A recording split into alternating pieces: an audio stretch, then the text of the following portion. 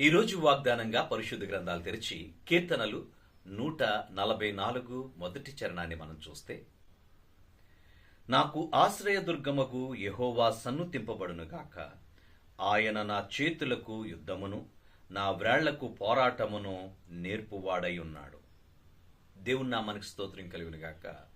దావీదు తన జీవితంలో ప్రభువుని ఆశ్రయంగా కలిగి ఉన్నాడు. అందుకని అంటున్నాడు, నాకు ఆశ్రయదుర్గమైనటువంటి దేవాది దేవుడు సన్నుతించబడునుగాక అని ప్రభువును స్తుతిస్తూ దేవుని ఆరాధిస్తూ, ఆయన నా చేతులకు యుద్ధమును నా వ్రేళ్లకు పోరాటమును నేర్పువాడు. దావీదు జీవితంలో వాస్తవంగా మనం చూస్తే, దావీదు గొర్రెల కాపరిగా ఉన్నాడు, తన తండ్రి మందను మేపేవాడుగా ఉన్నాడు.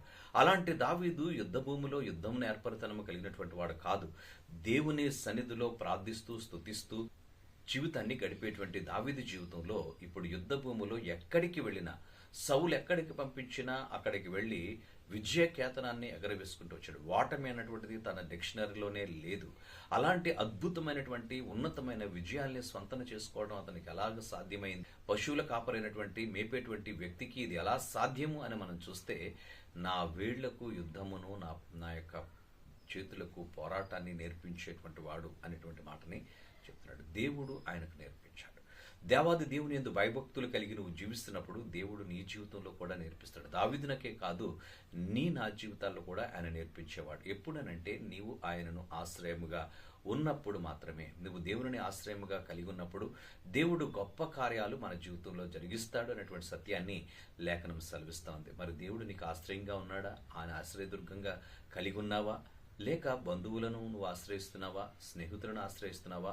అన్యులైనటువంటి వారిని ఆశ్రయిస్తున్నావా? భక్తిహీనులైనటువంటి వారిని ఆశ్రయించి వారు చెప్పినట్లుగా నడుస్తున్నావా? దేవుడు చెప్పినట్లుగా నడిచినప్పుడు నీకు కూడా ఆయన అన్ని విషయాల్లో తన కృప చేత నడిపించి నిండారుగా దీవించి బలపరచేవాడు. కనుక ఆయన కృపకు మనలను సమర్పించుకొని ప్రార్థన చేద్దాం. పరిశుద్ధుడానికి వందనాలు.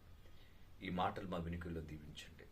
దావీదునకు యుద్ధము పోరాటాన్ని నేర్పించిన దేవుడు మా జీవితాల్లో కూడా, మా యొక్క దైనందిక జీవితంలో ప్రతి పరిస్థితిలో నీ యొక్క ఉన్నతమైన కృప, నీ యొక్క సన్నిధి మాతో ఉంచి నడిపించమని యేసు నామమున అడిగి వేడుచున్నాము తండ్రి. ఆమేన్.